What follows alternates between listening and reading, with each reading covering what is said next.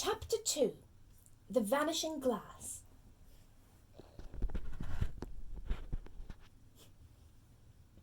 Nearly 10 years had passed since the Dursleys had woken up to find their nephew on the front step, but Privet Drive had hardly changed at all. The sun rose on the same tidy front gardens and lit up the brass number 4 on the Dursleys' front door.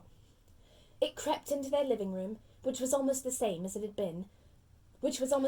the same as it had been on the night when Mr. Dursley had seen that fateful news report about the owls. Only the photographs on the mantelpiece really showed how much time had passed. 10 years ago there had been lots of pictures of what looked like a large pink beach ball, wearing different coloured bobble hats. But Dudley Dursley was no longer a baby, and now the photographs showed a large blonde boy riding his first bicycle, on a roundabout at the fair, playing a computer game with his father, being hugged and kissed by his mother. The room held no sign at all that another boy lived in the house too. Yet Harry Potter was still there, asleep at the moment, but not for long.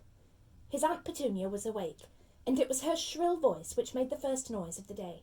"Up! Get up! Now!" Harry woke with a start. His aunt rapped on the door again. "Up!" she screeched. Harry heard her walking towards the kitchen, and then the sound of the frying pan being put on the cooker. He rolled onto his back and tried to remember the dream he'd been having. It had been a good one. There had been a flying motorbike in it. He had a funny feeling he'd had the same dream before. His aunt was back outside the door. "Are you up yet?" she demanded. "Nearly," said Harry. "Well, get a move on. I want you to look after the bacon. And don't you dare let it burn. I want everything perfect on Dudley's birthday." Harry groaned. "What did you say?" His aunt snapped through the door. Nothing. Dudley's birthday. How could he have forgotten? Harry got slowly out of bed and started looking for socks. He found a pair under his bed and after pulling a spider off one of them, put them on. Harry was used to spiders because the cupboard under the stairs was full of them, and that was where he slept. When he was dressed, he went down the hall into the kitchen. The table was almost hidden beneath all Dudley's birthday presents. It looked as though Dudley had got the new computer he wanted, not to mention the second television and the racing bike. Exactly why Dudley wanted a racing bike was a mystery to Harry, as Dudley was very fat and hated exercise, unless of course it involved punching somebody. Dudley's favourite punch bag was Harry, but he couldn't often catch him. Harry didn't look it, but he was very fast. Perhaps it had something to do with living in a dark cupboard, but Harry had always been small and skinny for his age. He looked even smaller and skinnier than he really was, because all he had to wear were old clothes of Dudley's, and Dudley was about 4 times bigger than he was. Harry had a thin face, knobbly knees, black hair and bright green eyes. He wore round glasses held together with a lot of sellotape because of all the times Dudley had punched him on the nose. The only thing Harry liked about his own appearance was a very thin scar on his forehead, which was shaped like a bolt of lightning. He had it as long as he could remember, and the first question he could ever remember asking his Aunt Petunia was how he had got it. "In the car crash when your parents died," she had said, "and don't ask questions." Don't ask questions. That was the first rule for a quiet life with the Dursleys. Uncle Vernon entered the kitchen as Harry was turning over the bacon. "Comb your hair!" he barked by way of a morning greeting. About once a week Uncle Vernon looked over the top of his newspaper and shouted that Harry needed a haircut.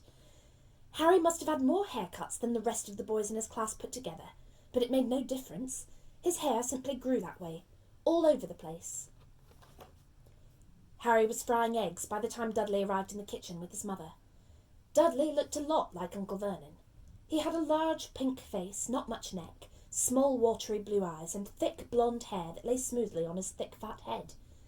Aunt Petunia often said that Dudley looked like a baby angel. Harry often said that Dudley looked like a pig in a wig. Harry put the plates of egg and bacon on the table, which was difficult as there wasn't much room. Dudley, meanwhile, was counting his presents. His face fell. 36, he said, looking up at his mother and father. "That's 2 less than last year." "Darling, you haven't counted Auntie Marge's present. See, it's here under this big one from Mummy and Daddy." "All right, 37 then," said Dudley, going red in the face. Harry, who could see a huge Dudley tantrum coming on, began wolfing down his bacon as fast as possible, in case Dudley turned the table over. Aunt Petunia obviously scented danger too, because she said quickly, "And we'll buy you another 2 presents while we're out today. How's that, Popkin? 2 more presents. Is that all right?" Dudley thought for a moment. It looked like hard work. Finally, he said slowly, "So I'll have 39 sweetums," said Aunt Petunia. "Oh." Dudley sat down heavily and grabbed the nearest parcel. "All right, then." Uncle Vernon chuckled. "Little Tyke wants his money's worth, just like his father. Attaboy, Dudley." He ruffled Dudley's hair. At that moment the telephone rang, and Aunt Petunia went to answer it, while Harry and Uncle Vernon watched Dudley unwrap the racing bike, a cine camera, a remote-control airplane, 16 new computer games, and a video recorder. He was ripping the paper off a gold wristwatch when Aunt Petunia came back from the telephone, looking both angry and worried.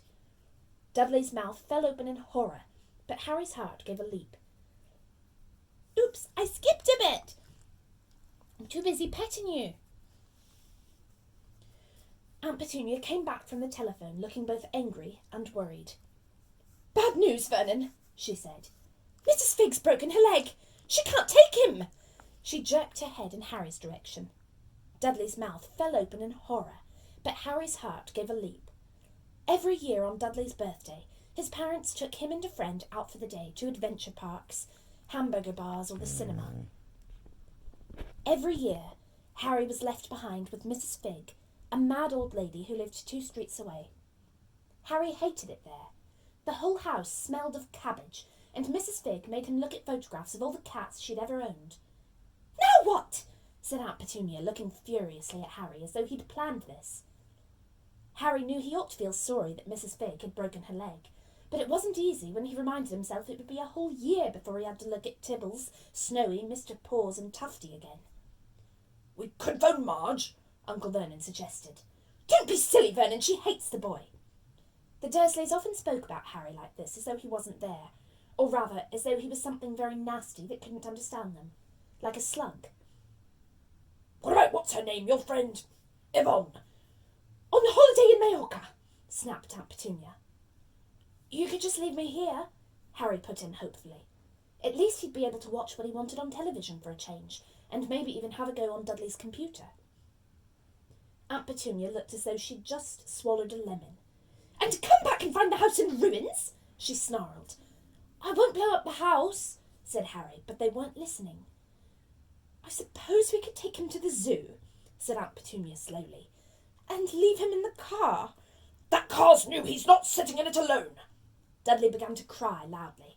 In fact, he wasn't really crying. It had been years since he'd really cried, but he knew that if he screwed up his face and wailed, his mother would give him anything he wanted. "Dinky Dinny Dumps, don't cry! Mummy won't let him spoil your special day!" she cried, flinging her arms around him. "I don't want him to come!" Dudley yelled between huge pretend sobs. "He always spoils everything!" He shot Harry a nasty grin through the gap in his mother's arms.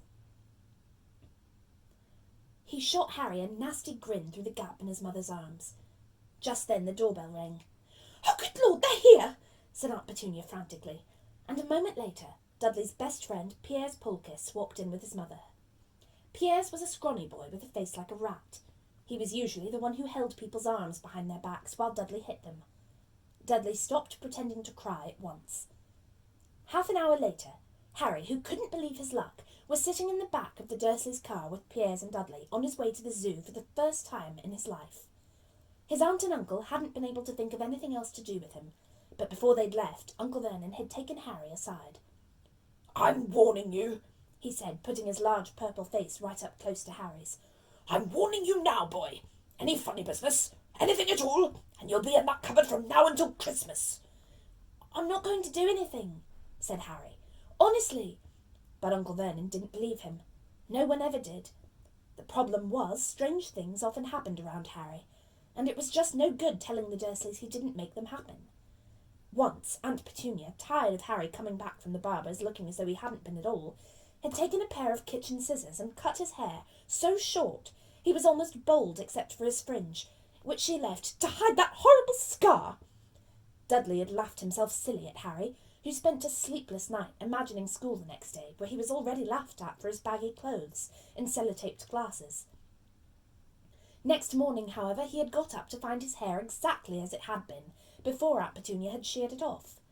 He had been given a week in his cupboard for this, even though he had tried to explain that he couldn't explain how it had grown back so quickly. Another time, Aunt Petunia had been trying to force him into a revolting old jumper of Dudley's, brown with orange bobbles. The harder she tried to pull it over his head, the smaller it seemed to become, until finally it might have fitted a glove puppet, but certainly wouldn't fit Harry. Aunt Petunia had decided it must have shrunk in the wash, and to his great relief, Harry wasn't punished. On the other hand, he'd got into terrible trouble for being found on the roof of the school kitchens. Dudley's gang had been chasing him as usual, when, as much to Harry's surprise as anyone else's, there he was sitting on the chimney. The Dursleys had received a very angry letter from the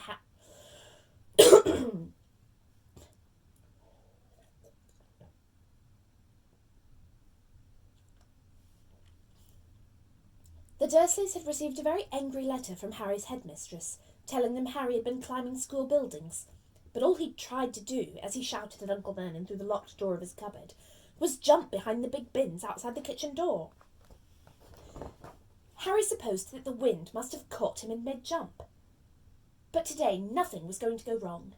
It was even worth being with Dudley and Pierre's to be spending the day somewhere that wasn't school, his cupboard, or Mrs. Figg's cabbage-smelling living room. While he drove, Uncle Vernon complained to Aunt Petunia. He liked to complain about things. People at work, Harry, the council, Harry, the bank, and Harry were just a few of his favourite subjects. This morning it was motorbikes. "Roaring along like maniacs, the young hoodlums," he said as a motorbike overtook them. "I had a dream about a motorbike," said Harry, remembering suddenly. "It was flying." Uncle Vernon nearly crashed into the car in front. He turned right around in his seat and yelled at Harry, his face like a gigantic beetroot with a moustache. "Motorbikes don't fly!" Dudley and Pierre sniggered. "I know they don't," said Harry. "It was only a dream." But he wished he hadn't said anything. If there was one thing the Dursleys hated even more than his asking questions, it was his talking about anything acting in a way it shouldn't, no matter if it was in a dream or even a cartoon. They seemed to think he might get dangerous ideas. It was a very sunny Saturday, and the zoo was crowded with families. The Dursleys bought Dudley and Pierre's large chocolate ice creams at the entrance, and then, because the smiling lady in the van had asked Harry what he wanted before they could hurry him away, they bought him a cheap lemon ice lolly. It wasn't bad either, Harry thought, licking it as they watched a gorilla scratching its head and looking remarkably like Dudley, except that it wasn't blonde. Harry had the best morning he'd had in a long time. He was careful to walk a little way apart from the Dursleys, so that Dudley and Pierre's, who were starting to get bored with the animals by lunchtime, wouldn't fall back on their favourite hobby of hitting him. They ate in the zoo restaurant, and when Dudley had a tantrum because his knickerbocker glory wasn't big enough, Uncle Vernon bought him another one, and Harry was allowed to finish the first. Harry felt afterwards that he should have known it was all too good to last. After lunch they went to the reptile house. It was cool and dark in here, with lit windows all along the walls. Behind the glass all sorts of lizards and snakes were crawling and slithering over bits of wood and stone. Dudley and Pierre's wanted to see huge poisonous cobras and thick man-crushing pythons. Dudley quickly found the largest snake in the place. It could have wrapped its body twice around Uncle Vernon's car and crushed it into a dustbin. But at the moment it didn't look in the mood. In fact, it was fast asleep. Dudley stood with his nose pressed against the glass, staring at the glistening brown coils. "Make it move!" he whined at his father. Uncle Vernon tapped on the glass, but the snake didn't budge. "Do it again!" Dudley ordered. Uncle Vernon rapped the glass smartly with his knuckles, but the snake just snoozed on. "This is boring," Dudley moaned. He shuffled away. Harry moved in front of the tank and looked intently at the snake. He wouldn't have been surprised if it had died of boredom itself. No company except stupid people drumming their fingers on the glass, trying to disturb it all day long. It was worse than having a cupboard as a bedroom, where the only visitor was Aunt Petunia hammering on the door to wake you up. At least he got to visit the rest of the house. The snake suddenly opened its beady eyes. Slowly, very slowly, it raised its head until its eyes were on level with Harry's. It winked. Harry stared. Then he looked quickly around to see if anyone was watching. They weren't. He looked back at the snake and winked too. The snake jerked its head toward Uncle Vernon and Dudley, then raised its eyes to the ceiling. It gave Harry a look that said quite plainly, "I get that all the time." "I know," Harry murmured through the glass, though he wasn't sure the snake could hear him. "It must be really annoying." The snake nodded vigorously. "Where do you come from, anyway?" Harry asked. The snake jabbed its tail at a little sign next to the glass. Harry peered at it. Boa constrictor, Brazil. Was it nice there?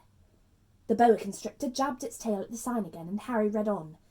This specimen was bred in the zoo. "Oh, I see. So you've never been to Brazil?" As the snake shook its head, a deafening shout behind Harry made both of them jump. "Dudley! Mr. Dursley! Come and look at this snake! You won't believe what it's doing!" Dudley came waddling towards them as fast as he could. "Out of the way, you!" he said, punching Harry in the ribs. Caught by surprise, Harry fell hard on the concrete floor. What came next happened so fast no one saw how it happened. 1 second, Piers and Dudley were leaning right up close to the glass. The next, they had leapt back with howls of horror. Harry sat up and gasped. The glass front of the boa constrictor's tank had vanished. The great snake was uncoiling itself rapidly, slithering out onto the floor. People throughout the reptile house screamed and started running for the exits. As the snake slid swiftly past him, Harry could have sworn a low, hissing voice said, "Brazil, here I come. Thanks, amigo." The keeper of the reptile house was in shock. "But the glass," he kept saying. "Where did the glass go?" The zoo director himself made Aunt Petunia a cup of strong sweet tea while he apologised over and over again. Piers and Dudley could only gibber. As far as Harry had seen, the snake hadn't done anything except snap playfully at their heels as it passed. But by the time they were all back in Uncle Vernon's car, Dudley was telling them how it had nearly bitten off his leg, while Piers was swearing it had tried to squeeze him to death. But worst of all, for Harry at least, was Piers calming down enough to say, "Harry was talking to it, weren't you, Harry?" Uncle Vernon waited until Piers was safely out of the house before starting on Harry. He was so angry he could hardly speak. He managed to say, "Go, cupboard, stay, no meals," before he collapsed into a chair and Aunt Petunia had to run and get him a large brandy. Harry lay in his dark cupboard much later, wishing he had a watch. He didn't know what time it was, and he couldn't be sure the Dursleys were asleep yet. Until they were, he couldn't risk sneaking to the kitchen for some food. He'd lived with the Dursleys almost 10 years. 10 miserable years, as long as he could remember, ever since he'd been a baby, and his parents had died in that car crash. He couldn't remember being in the car when his parents had died. Sometimes, when he strained his memory,